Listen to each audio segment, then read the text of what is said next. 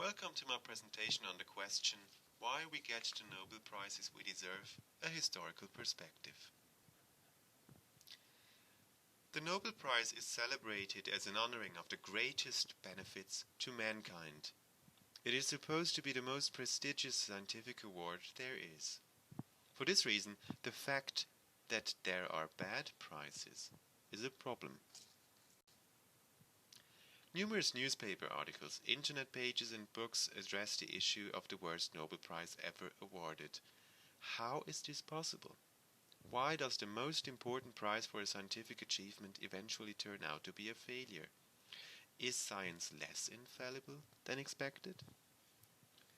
Why is there such a thing as the worst Nobel Prize? In this presentation I try to answer this question, presenting a case study of a double awarding of 1949, examining crucial factors for an awarding, and in the end give you a tentative answer to this question. I start with the case study of 1949. Unfortunately, we cannot ask the Nobel Prize Assembly because the awarding procedure is a secret. Only history can tell something about the actual awarding because the necessary sources are available to the public only after a certain amount of time. We just don't know what's going on in the Nobel Assembly. You see the hall on the right hand side and in the Nobel Forum on the left. In this presentation I will tell you something about a prize awarding where one of the awardees ranks among the worst persons in the history of the Nobel Prize. Hereby I will elucidate some of the circumstances which led to the final awarding and explain why each awarding needs to be understood as a product of a specific moment in time. This is a tentative answer to the question why we get the Nobel Prize we deserve, and it is also an investigation into the nature of science in the 20th and 21st century. So let's start with the case study. Thursday, October 27, 1949. At the Physiological Institute of the University in Zurich, the day had started normally and the research group around Walter Rudolf Hess, professor for physiology, was busy with various works, when suddenly numerous reporters and photographers arrived. The excitement rose little by little. What was going on?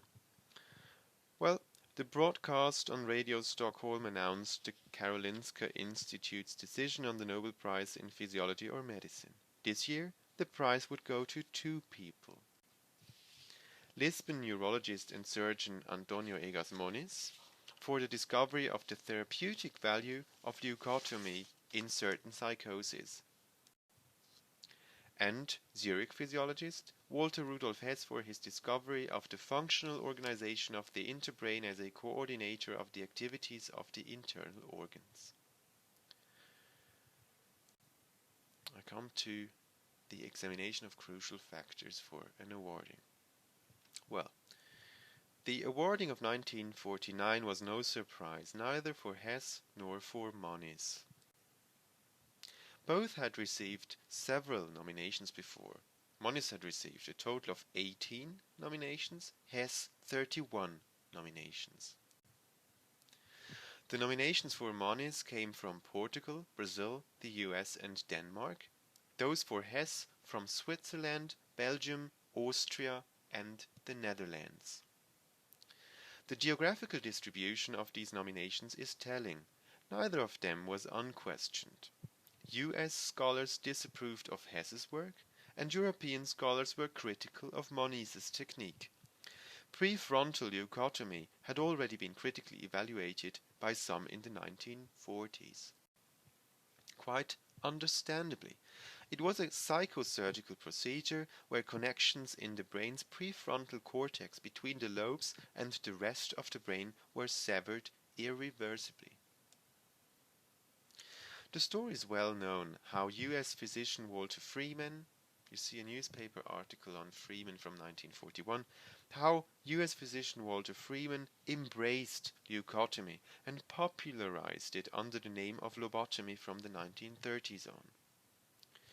German physiologist Albrecht Bethe, on the contrary, wrote that the prize to Egas Moniz represented an award for the castration of individuality. Bethe went on to say that money was being saved in the US sanatoriums, but that actually nothing else was being carried out than Hitler's plan on the sterilization of the mentally ill, which, however, unlike Hitler's, had not led to the condemnation of public opinion around the world. In fact, leucotomy had been used only sporadically in National Socialist Germany, and after the end of the war it was mainly the medical personnel of the occupying powers, for instance the US, who propagated the procedure. Also, and Hess among many others mentioned this repeatedly, there was no scientific understanding, no explanation of the effects of leucotomy. In Europe, the award of the prize to Hess was understood as a political prize. In the letters of congratulations that Hess received, not only exponents of German-speaking physiology, having been isolated during the Second World War, declared their satisfaction that Hess had brought the prize quotation, back to old Europe. German language research was particularly affected because German professors were no longer solicited for nominations in the 1930s for political reasons, and Hitler in response forbade acceptance of the prize. The decline in German nominations and candidates also coincided with a huge increase in nominations for US researchers. The 1940s marked the first decade in which nearly half of all prize winners came from the US. Hess himself wrote to a colleague, quotation, "The fact that my investigations have a good resonance in Germany is also a special cause of satisfaction for me. As a German-speaking nation, we had fallen behind on the whole, since the English and even fewer Americans read, let alone studied, German works." Nationalistic interests were blurred by the fact that, in the eyes of many, Hess, as a Swiss, embodied the ideals of a value-free, neutral and international science. He had assumed this role as a leading figure in the early history of the Jungfrau Joch High Alpine Research Station, opened in 1931, and, in particular, as president of the International Foundation, which was established in 1930. This foundation was truly international, with the Royal Society, for instance, many other scientific societies from Europe, and also Rockefeller money from the US. The unifying power of supposedly apolitical science was later showcased by Hess as president of the 16th International Congress of Physiology in Zurich in 1938. During the opening address, he did not directly address the existing political tensions of the time, but he spoke of cultivating international relations and of the idea of science that unites people. The annexation of Austria into Nazi Germany, just a few months before the Congress, reinforced the efforts of the Congress organizers to have a politics-free Congress. Apart from all those political reasons, personal networks were of great importance. Some knew members of the Nobel Assembly and tried to influence the awarding. Some nominees communicated directly with their nominators and gave advice on testimonials. You see an example, a letter from Hess to Emil Fehr, a professor at the University of Zurich.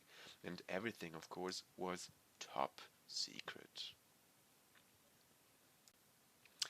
Also, intellectual allies were of importance. In the US, for instance, no other researcher represented the problem of both Hess's and Egas Moniz's research area, the subcortical brain, better than Harvard physiologist Walter Bradford Cannon. Cannon had also been nominated several times for his work on the concept of homeostasis and on the stabilizing mechanisms of the body. But when the praise came within reach in 1941, with 5 nominations for secretion of adrenaline and its relation to the sympathetic nervous system, unfortunately no prize was awarded. The last nomination for Cannon in 1945 reached Stockholm at the same time as the nominations for the research group that had developed penicillin. And, of course, a year after the drug's successful launch in the US, the case was clear. Penicillin had saved enough lives to trump any physiological principle, no matter how central. The publicity of Cannon's research subject, however, proved a gatekeeper for Hess's complex ideas about the organization of vegetative functions. Both scientific networks' intellectual allies and also fashionable research topics made the crucial elements for a Nobel Prize awarding. As criteria for awarding prizes and attributing scientific excellence, medical historian Jacqueline Duffin suggested a basic distinction between different types of excellent work. On the one hand, physiology and medical diagnostics, for instance, basic work of no immediate therapeutic use, and on the other hand, ready-made medical cures, for example, magic bullets such as penicillin. Looking at the 1949 prize, it seems that Egas Moniz had indeed developed a long-sought and simple remedy in the fight against mental illness, while Hess represented a highly complex synthesis of his own and others' research achievements in the field of the diencephalon. The double awarding in 1949 made perfect sense, especially since the prestigious award is based on what has been called a reciprocal reputation economy. Researchers benefit from prizes, but equally prizes benefit from researchers. Later confirmation adds to the imaginary significance of a particular prize. The cultural capital of an important prize practically prevents risky candidates from being awarded. This fragile negotiation system relies on relatively stable internal control mechanisms. And in addition, of course, all these prizes are staged, performed, and celebrated. Also, mechanisms of stabilization. Newspapers, books, and other media perpetuate the meaning of these prizes. And this whole construct generates its own discursive reality in each case, so that retrospective assessments of a laureate's achievements are inevitably in tension between different historical perspectives. For this reason, it is questionable or problematic. For example, it is questionable how meaningful it is to retrospectively criticize the neurosurgical intervention of Egas Moniz, because this means to disregard the scientific and social mechanisms that led to the nomination and award. Returning to the initial question, why we get the Nobel Prizes we deserve, we have to acknowledge that the decisions of the Nobel Prize Assembly are products of a historically specific time. Thinking about the awarding of the Nobel Prize, and particularly the worst awardings, means to comprehend some important aspects of science in the 20th and the 21st centuries. Prize awardings do have a lot of social meaning. They demonstrate that the scientific community is consistent and that science is a project with clear and measurable outcomes. And to a certain extent, that prizes create trust, maybe more in the broader society than among scientists. Science is at the same time a social activity, a political activity, an emotional activity, and a cultural activity. And by cultural activity I mean cultural capital and reciprocal reputation economy. For all these reasons, the Nobel Prize awarding must be critically assessed, because science today is no longer the science of Alfred Nobel's time. There is a disgraceful lack of gender diversity, of geographical scope, of other political factors, and of the fact that scientific findings are seldomly the product of 1 to 3 persons, which is currently the limitation of awardees per Nobel Prize. Science is a group activity. And for the same reason, it might be impossible to decide in advance what scientific achievement is the greatest benefit to mankind, because science and also the Nobel Prize has many facets. From personal resentments to political decisions, from fashionable ideas to fringe areas, from risky choices to safe bets. In the end, only history has the answers to the question why we get the Nobel Prize we deserve. Thank you very much for your attention.